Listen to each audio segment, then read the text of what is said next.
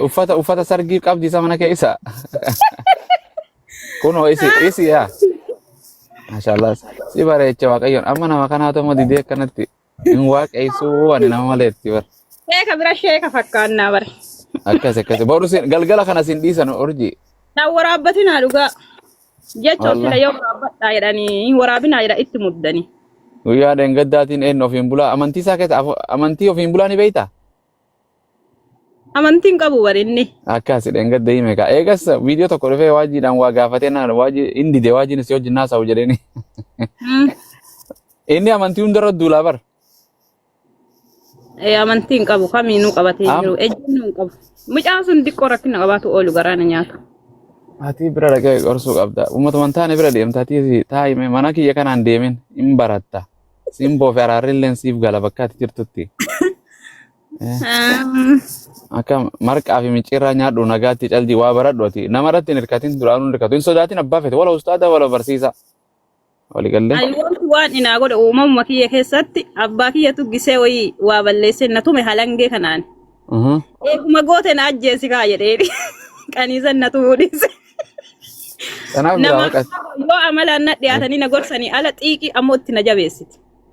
Xiiqii maal bara? As ilma ofiitu xiiqiidhaan waan hin godhanii warra sooshaal miidiyaa ajaja maal takkanuu danda'e kan wal argine harkaan wal tuquu hin dandeenye.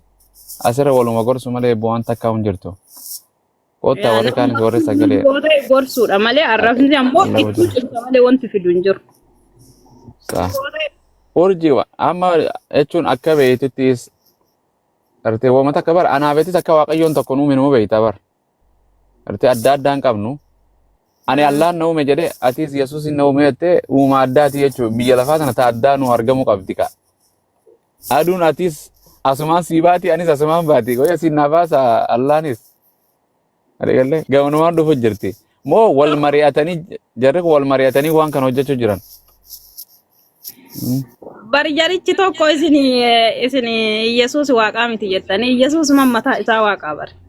Ati wanta ni be injedin me waan karatan wallahi ni beita injedin urje kas because waan beita ati mirkante social media ra jiraachuu jirta malee waaqa akka jiru hin beita eenyu akka ofumaaf jechuu mirqaan jiraadhu malee yaani hin beita Yesuus Kiristoosis Yesuus akka islaamnitti amanu maatii ta'e keessatti hin beita ergama jennee amanna atis waaqa jedhi amani yaani garte nuti hin arrabsinu duriyyan takka social media kana yoo dhuftee jettu malee qaamatti amanan takka hin arrabsan fakkeenyaaf yaani atiin tun Oromoo ta'uu sittiin amana dubartii ta'uu sittiin amana. Atis Oromoo ta'uuf amanta dubartii ta'uu amantii kiristaana ta'ullee beeka amana jechuudha. Hatta seexaaniin akka jiru hin amana bar. Yesuus Kiristoos qofaa miti. So gaafa gartee Yesuus siif gala afaan Oromooti. Naman burja hafuuraan qabate hafuura atiin cuuphamne eega deebite way cuuphamte. An barumsa cuuphaa odoo barataa biyyaa bahe hin cuuphamne lakkiin kijibu. Maa duba fessuun kiristaana akkamitti taatareeti? Maa dura barumsa barattanii kaatanii cuuphamtan malee oluma kaanii beebishaanii. Yoo kanaan duutee duba soon cuuphamin garam deema. Masjida si geessina walda si geessina. Maa rakkoo qaba? Eessa si awwaalla? Ani amantuudha ka waldaatti. Waaqeffataan osoo hin fudhatu. Warra koomentiitiin tole haa kolfanii nagara tura rakkatti. Indeemta ayinoon hin beekama. Ayyee warra biraatiin rukkutaa ammati baga jira hanqanumaa usii gee adeema. Guyyaa biraa deebita. Waa sodaa fi miti dhugaa sanii fi miti. Jaraa tokko jiran kootaa jarri haasa'uun himaa dhufanii ayyee inshaallah. Waan ofii? Isii tana qaassaa'ee. Tuni Yesuus jaalatti nun dhiiftu nu arrabsiti boo. Waan ofii? Ani sodaa namaa qabu namaaf jedhee amanni namaaf jedhee jira. Akkasi laalawaa takkuma. Amantiin kookootuma. Waan amaneef illee ana beeka. Sammuu kiyya beeka namni nan bulchu. Amana bira dhuftee Yesuus hin arrabsuu hin tuqu. Amma ijoolleen Islaamaa dheeyitee barsiisoo keessa bira dheeyitee tumaan dheeyitteen wallaahi arrabsanii deeman. Yoo namni akkanuma suuta waliin haasa'e takka kiristaana ta'a takka peen. Otoo akkana waliin haasa'anii namni hunduu kasirraate ka wanna ta'e illee ta'a garuu amantii nama arrabsaa miira keessa. Namicha rarraati beektaa laphee isaatii fi hojii isaa alaa fi amala isaa rarraati. Barumsa qabaateef namni gartee ergaa san dabarfachuu danda'a jechuudha. Hin deemin jedhanii bar ofiina arrabsa jala ta'anii. Manni kiyya si jaalataa bar. Okkee mee maal iddoon guutamtee jira.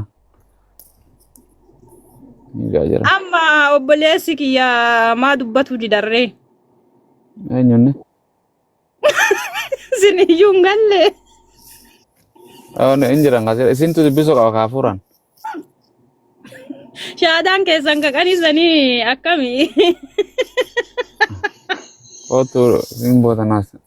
Shaadaan ani ilaala irra deebiin ilaala shaadaa teessanii duraanuu sirrii miti. Dubbataan jiru kaa ustaasni silaa shaadaan keessan kam jechuudhaani. Simboo tanaa achi deemu. Simboon tun taame simboo tanaa natti heddummaa. Simboo. Akkam jirtu ustaas? Nagaa qabdu obbo? Fayyaadha. Bakka guyyaa waldaan yaatan isa ijoolleen isin yoom yaatan waldaa? Waldaa dhaquun dirqama miti bara bakkuma barbaannetti waaqayyo keenya galateeffanna. Yesuus barattoonni waldaa deemuun turre? Hin deemna garuu dirqama miti ka. Bakka barbaannetti waaqayyo keenya galateeffachuu maaltu nu dhoowwa? No, waaqayyo baranis as taa'ee makiinaa keessa taa'ee ni galateeffadha. Iddoon deeman waldaa deemanii itti barsiisan maal jechuun deemanii mana sagadaa jedhamu iddoon itti dhaqanii sagadan. Hin deemna kamaaf hin deemnu ree hin deemna. Eessa sagadan amma? Sagadu jechuun maali?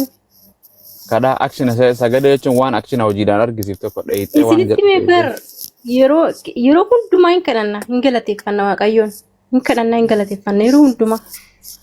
Amma waan si gaafadhu ati heerumte? Oh maal? Yooma heerumti jaarsa kee himatiin deengaddana jaarsa kee jalaa bahinaan jedhani. No inni ma jaalallee yoo taate si jalaa baasanii abbaa manaatu nama jalaa baasan. Maaliif jettani garuu naan galle. Maali badiidha yakkaa miti gaafiidha. Maaliif jechuun akkanatti gaafatamtanii moo urjii dhisis? Laa gaafatamte. Gaafatanii jaarsa qaba jennaan. Osiin ofiif himatti. Wanna ofsi gaafatani. Amantaa keessa heeruma fakkatu jedhan. Maal jecha wanta akkana. Kanaaf si gaafatanii callisati. Ahaa kana heeruma fakkatu? Jalaa bahinaan jedhanii. Isaan irratti illee ofumaa nyaanna jalatti illee ofumaa nyaanna nuun jedhaaranii. Kan keessan ni eeyyamaa abbummaas kan keessan ni eeyyamaa. Keenya hedduu eeyyamaa takkaa miti waan siin jedhe. Eenyurraa baratta fakkeenyummaa eenyurraa baratta. Muhammadii fuudhaa jedhee nu ajaje. Atoon heerumta. Fuudha isaan fuudha sun karaa sirriidha moo akkam? Sirri fuudhaaf yeroo maal karaa Abrahaamis hedduu fuudhee.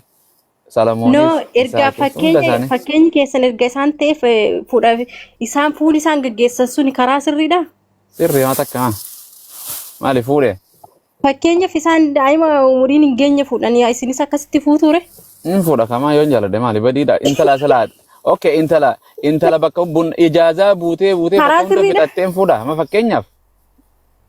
Amma fakkeenyaaf amma dhiira tokko kaamata 14 heerumtamoo amata 50 heerumte wal bira siifidan kam heerumtame?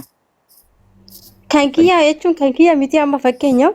Maafi qofa na gaafate anaa duraas si gaafate ani siime karaa eenyu naan jette waa hunda keessa waan nu imaama raawwate malee raawwadhu siin jedhe. Magizee na si gaafate na diddeeba maaf na gaafattuu naan jette amma gaafii kee dhiifteeti an waan gaafadhe eenyu heerumtee moo heerumneeti? Salphaa. No gaafii amma naan deebisne kaa ustaaz. Ma gaafii eenyu dura gaafate urji maa namni gubbaan akkanaan jette ati heeruma eenyu jedhee maaliif eetinaan jennaan an islaamni hedduu fuudhaa jedhee eenyu nabi Muhammad eenyu sina jennaan nabi Muhammad jette deebitee gaafii lammaffaa na gaafatte. Wayii ustaasa Dassaalany maa eenyu mucaan tokko du'aa kaasi jettaniin urji.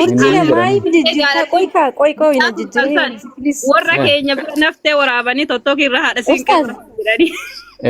Ustaas fuuti isaan fuudha sun sirrii dhaaree sirriitti fuutu. Sirrii miti kan jedhu takka quraana irraa takka wangeela irraa fidi. Fakkeenyaaf isaan nama waggaa meeqatti isaan nama waggaa meeqaa turanitti dubara waggaa 6 kaadhimatanii waggaa 6tti waggaa 9tti gaa'ela isaanii gaggeeffatanii fuudhan. Ayyee maaltu dha oksee kasiin gaafadha loojikuma si gaafadha sammuu keeti okay waan si jedhe dhaabbadhu. Ishii dhukkubsattuuf waggaa 2 turanii jechuudha.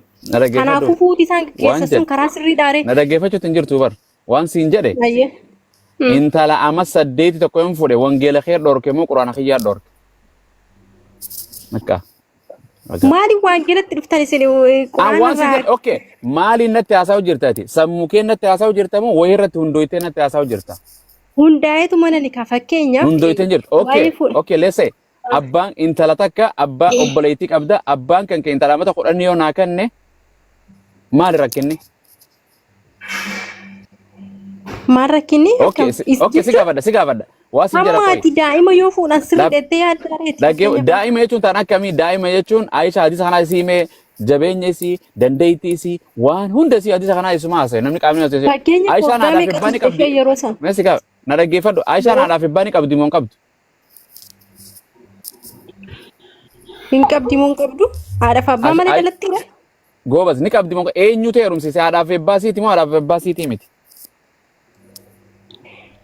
yaa haadhumaaf abbaa yaan jedhika anumaa deebise bar waanuma loojikii takka haadhaaf abbaa ni qabdi moo hin qabdu hayyee qabdi goobas haadhaaf abbaa si heerumsiise moo ofiif heerumte hayyee haatiif abbaan suni garuun sirrii dheettuu fakkeenya foggaa jaatti nama ani jechuun xabaqaa dhaabbaduun jira loojikumaan si gaafachuu jira haadhaaf abbaa ni qabdi mi dubartiin ilmi namaa biyya lafaarratti haadhumaaf abbaan man dhalatame goobas haadhaaf abbaa heerumsiise moo haadha abbaan hin heerumsiifne quraanii keessan maal jedha riisa kanarratti ansiin gaafadhee bar irraa qoman qabdu nama heerumsiisa yeroo namni heerumu fuudhaaf heeruma tokko namni raawwatu nama heerumsiisa amantii qabaachuu baatus akkuma feetettu aadaa saba keessa jiraatu hayyee maatiidha akka islaamaatitti eenyu heerumsiisa hayyee eshi isaan maatii qabu ture na dhaggeeffadhu kaa siin jedha Umuree bar jechuun ati umrii waan numarratti deemu jirta yoon si gaafadhe wangeela irraa ragaan qabdu urmii takkaan kanan fuudhinaa waa takkan qabdu quraan irraa akkamitti ani yeroo as ta'u kana waan ragaa takka wajjin haasafa ragaa wajjin yoon aseen rakkisa kaa'asiin kana naa deebisuu dandeessu bar salphaadha maal kun waan siin jedhe naa deebisuu dandeessu maal na gaafate okay si deebisaa okay maal jette fakkeenya fi fuudhu kan nu barsiisee fakkeenya keenya nabiyyu Muhammadin an jettani mitire nabiyyu nu barsiisee ati yoo eenyu si barsiisen siin jedhe naaf hin deebisne dibbe Kwa kai jechuun kan kiyya itti deebina kan keessa naa deebisaa jechuun nu dura si gaafate ani dubarsiidha ani sirratti hundaa'e akka fuudhaaf heerumni dura akka seentetti nagaa si gaafadhe maalin si